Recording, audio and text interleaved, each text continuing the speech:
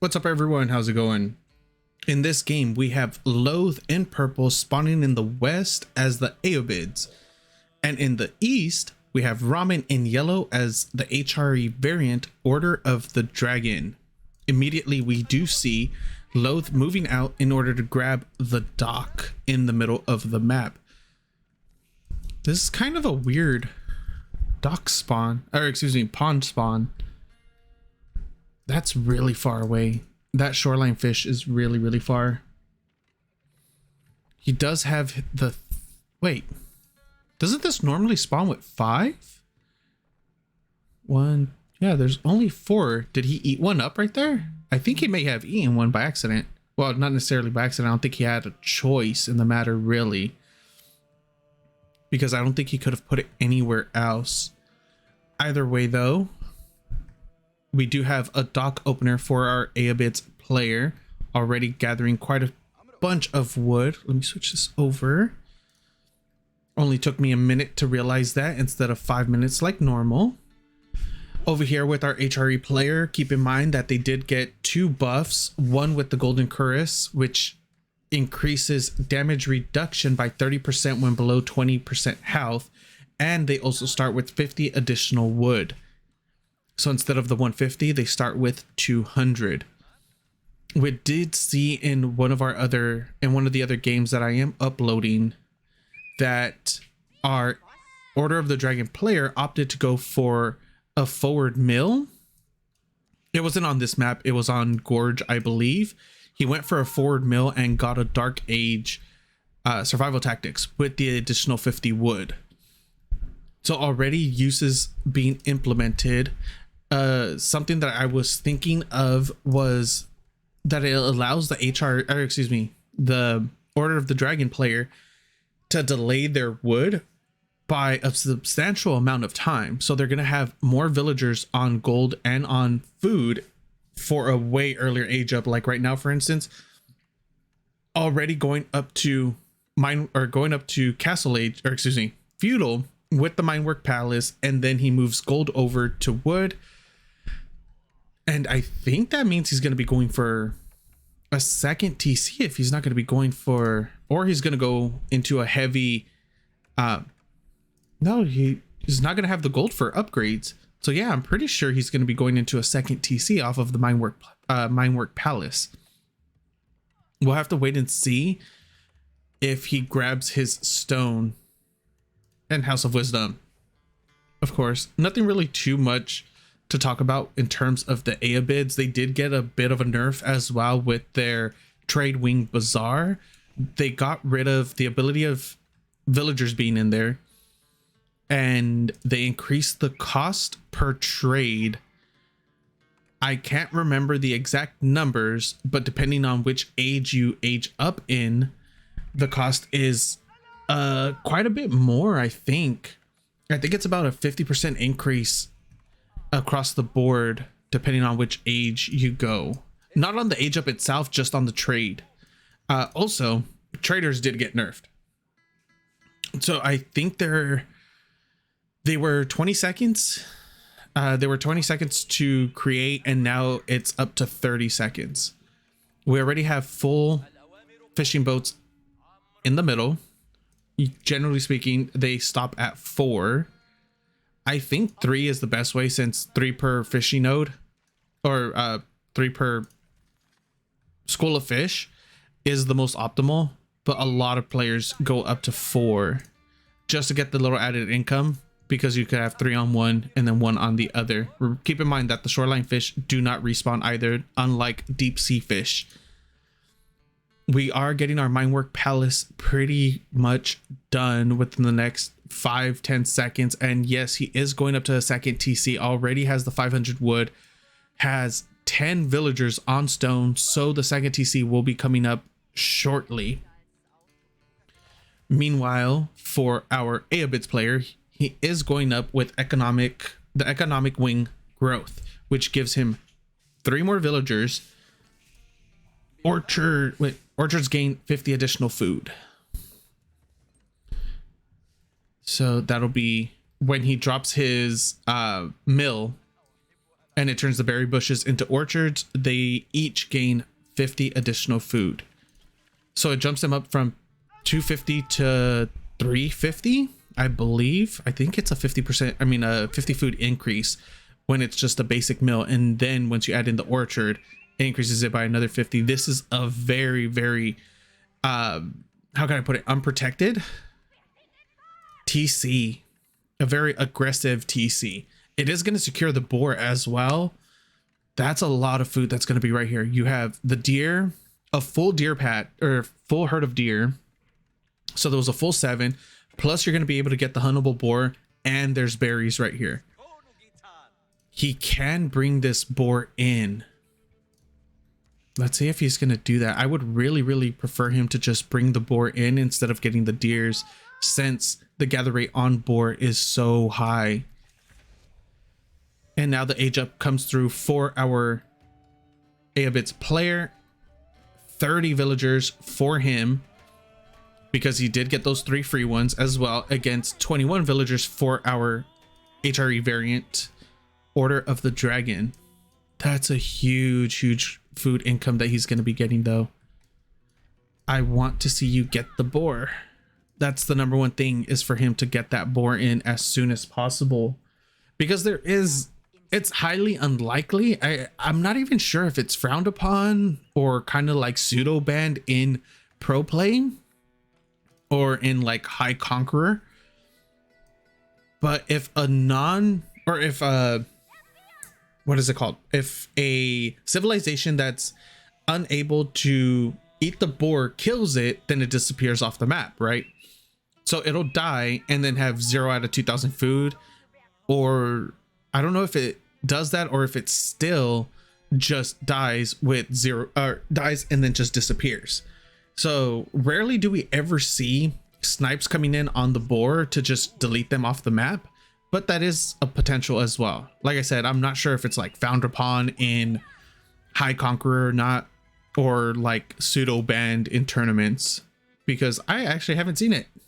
And to me, that just seems like a very good strategy to implement in ranked games.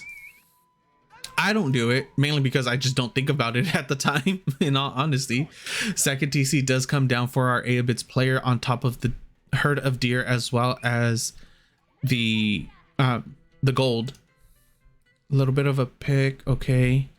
I don't think he had a better spot. Both of these secondary TCs are in hugely vulnerable positions.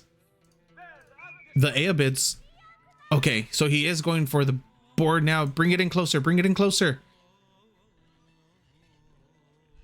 No, I'm pretty sure he could have pulled it in like directly under the TC. I don't think there was any risk of him leashing it. Even if it did leash, it doesn't make that much of a difference. He could have brought it in like right here, and that would have been perfectly fine. He has the wood. I think he may have clicked to kill the boar and then to craft the to build the mill, but the mill won't build until the boar's dead. Let's see if he notices it at some point. Back in, oh, a little bit of harass coming through with a gilded horseman. I've been talking about the eco quite a bit. Let's talk about the progression of, or the production of the military buildings. So we have 1 stable finished, of course, and then 2 archery ranges. First one is done, second one will be finished up pretty soon. Over here with our Ayyubids player, since he did go for the economic wing growth, he doesn't have access to any of those, let's just call them mercenaries, I guess, the javelin thrower and the swordsman. So he is going for more, of course, at eco play, since he did go for the economic wing growth. He is very, very defenseless though at the moment. Currently only has 2 desert raiders out. Both of them are in, where are they? They were just here. There they are. Both of them. Oh, he has swapped both of them over to melee. I'm pretty sure they're not going to be. Oh, I forgot they have plus 13. Yeah, no, they're going to do very well against the horsemen. You do not want them in range mode because they will take additional damage. I believe only if they're in range mode Let me see, where are you? Oh no, they're considered, yeah, light ranged and melee at the same time. So those horsemen will do bonus damage to them, but the amount of bonus damage that the raiders do to the horsemen completely outweighs it. Meanwhile, in the back, we do have another horseman coming in. There is an outpost, a defensive outpost right here for our purple Ayyubids player. Decent reaction time, able to throw a ton of damage in onto the scout. Loathe, it has 10 villagers idle, 11 now. He still hasn't put them back to work. There he goes, sitting at 49 villagers, 5 military. Ramen has 42 villagers and 19 army, 5 archers, 4 horsemen, 2 more horsemen queued up, 1 more archer queued up. This is a lot of, so we have a little bit of idle time. There he goes. So not only do we have the TC at this gold, but we also have double outposts to protect it as well. A little bit of harass coming through onto the dock over here. There is a Dow, and the rest of the fishing boats are inside. Demo ship is, I don't think the demo ship is going to be able to come out if they decide to, if the horseman and the scout decide to focus fire the dock, but they do not. They are gonna go in. The demo ship is gonna come, completely whiffs, no damage onto any of the gilded horsemen at all. Meanwhile, on the back of our ramen base, the gilded raiders are coming in, doing a little bit of damage. They were able to pick up 2 villager kills, 1 gilded raider down, second gilded raider, first desert raider down, second desert raider does go down as well. A lot of damage getting placed onto the dock again, and the fishing boats themselves as well. Another Dow is coming out for our Ayyubids player back at the boats. Not a lot of damage has been done onto our HRE variant whatsoever. Basically completely unscathed this entire game. A little bit of idle time here and there. Those desert raiders, I don't think Loathe was really paying attention to them. Oh, one more shot from the Dow would have been able to take out 2 of those gilded archers. And now we're gonna see if a fight finally breaks out between the 2 militaries, but there's only 13 military supply for Loathe to Ramen's 31. Archer is 1v1ing a wolf back there. Easy money on the archer. Outpost finally finishing up for Ramen at his gold. And again, not a lot of damage. Technically, it's a lot of damage since he's hitting multiple units with those arrow shots.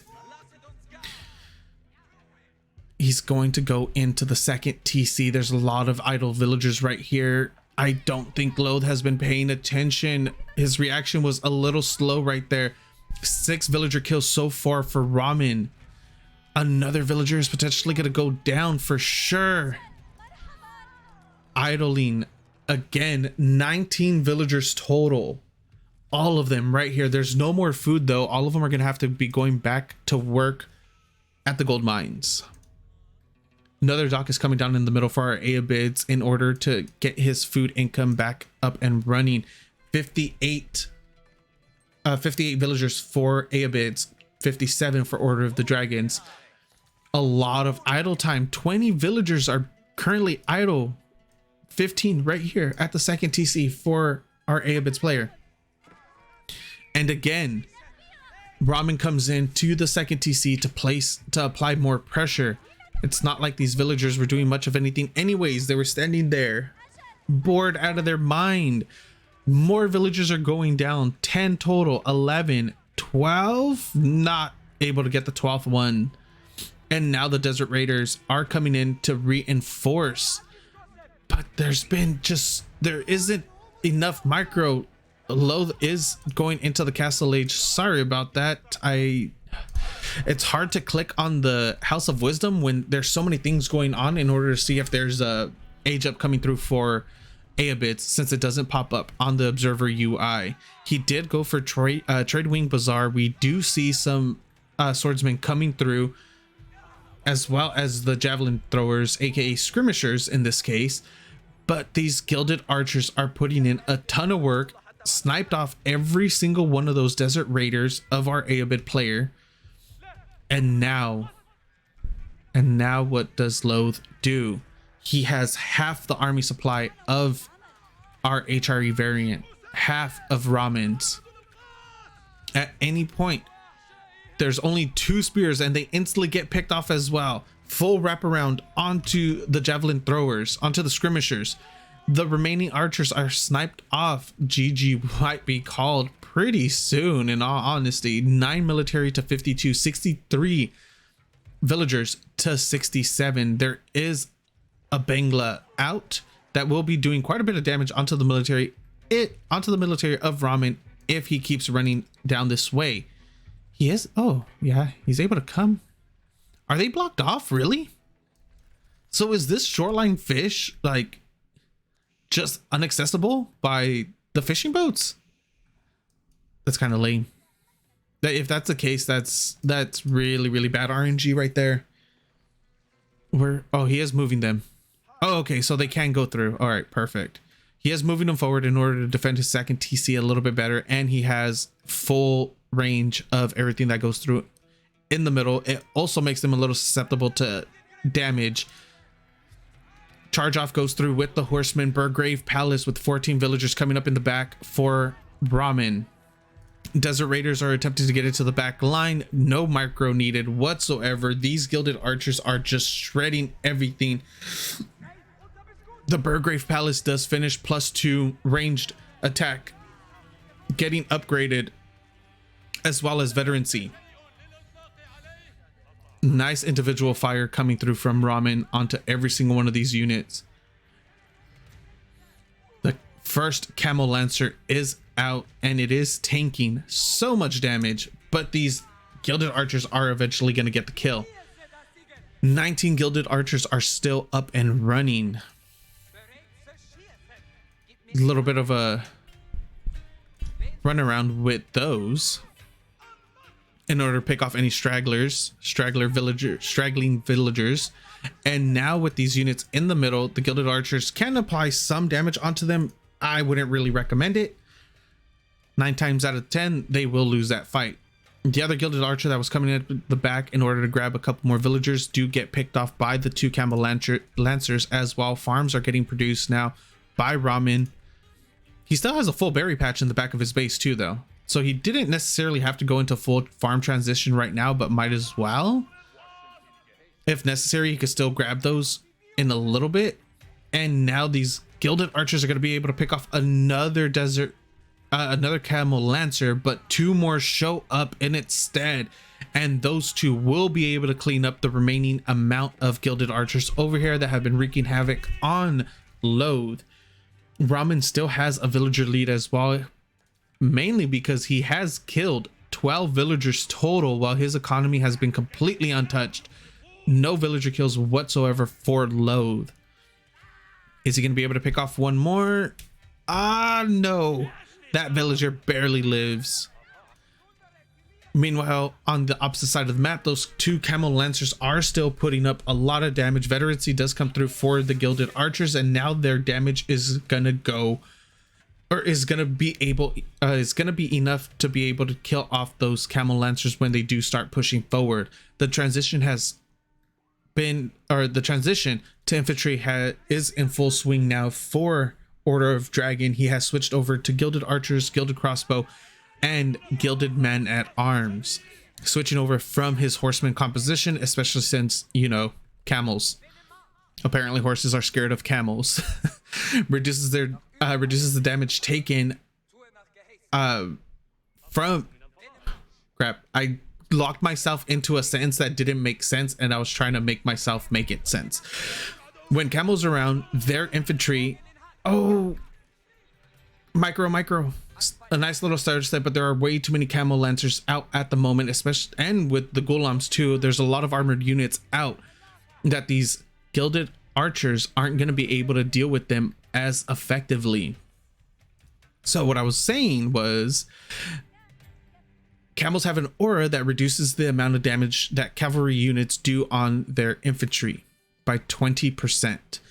So that's why you would eventually start transitioning out of your cav in castle and start going into a more infantry siege type composition. Camel lancers charge onto such a huge freaking knight. Look at them go.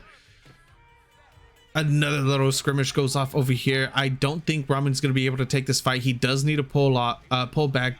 Is going to start single firing down the crossbows and the archers themselves. Charge goes off onto the back line of those archers, and they are going to get completely shredded by those camel lancers and the golems. A full cleanup right there. There are still more units in the back for Ramen, but the numbers are starting to equalize.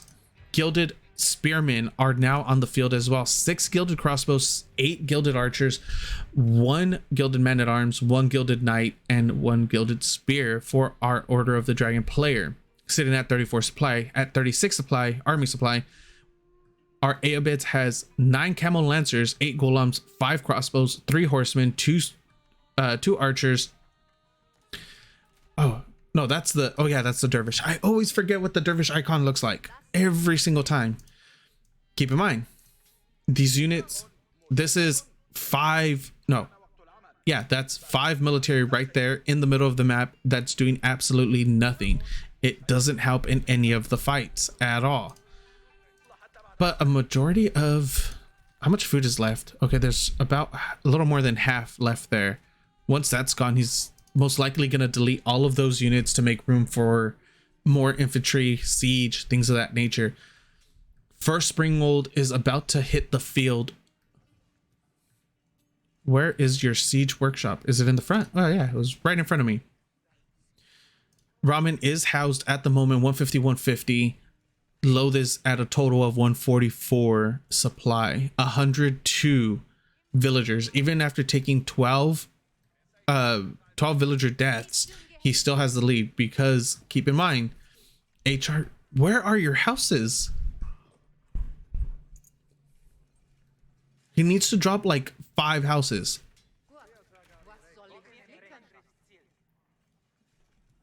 Okay, there they go.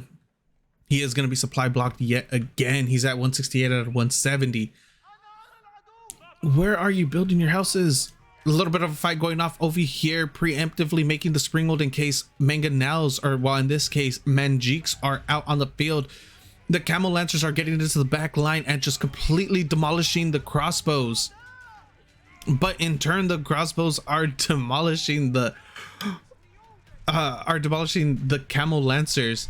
The golems, the spears, are trying to put up a decent fight in the front against those archers, but it does seem like the micro of Ramen was too strong, able to get into this little cubby where the camel lancers weren't able to get a full surround in, and completely wipes the Ayyubids. And now Ramen has his own, or has a mangonel out and a Springwold.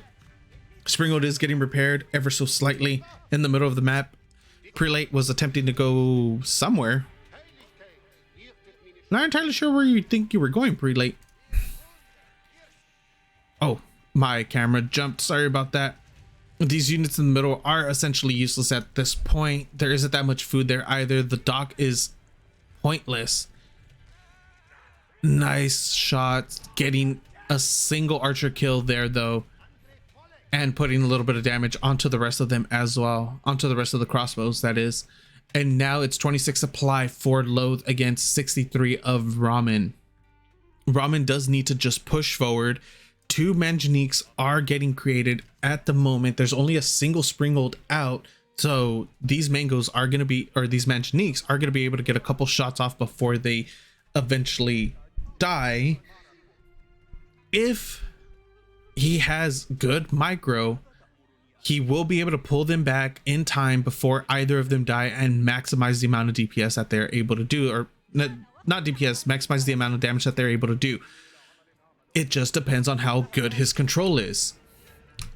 We have the first mango shot going off onto completely whiffs. Mango shot for our HRE variant completely whiffs as well. Camel Lancers are trying to get a snipe off. Huge shot from our Order of the Dragon onto the back line. Tons of damage getting put onto the ranged units, and both of the mangoes go down for our Ayyubids player. At this point, this should be a very quick cleanup for our HRE variant. I'm not entirely sure why he keeps focus firing down that outpost though. The army is right here. Go for the kill. I don't know why he's doing that. I think he's in the background just macroing up or something. I don't know what entirely he was doing. That was a lot of wasted time and a lot of wasted damage onto that outpost instead of just pushing forward and completely wiping loathe. But now he has realized what is going on. He has decided to push in. The Camel Lancer charge does kill the mango, but not after it did a lot of damage to the front line. It got 2 clean shots off. Nice little stutter step micro on the crossbows for our Order of the Dragon player. And this is going to be another full wipe for him. A nice little cleanup yet again for Ramen. GG gets called. Game goes to Order of the Dragon. Thank you guys for watching. I really appreciate it, and I hope to see you guys next time.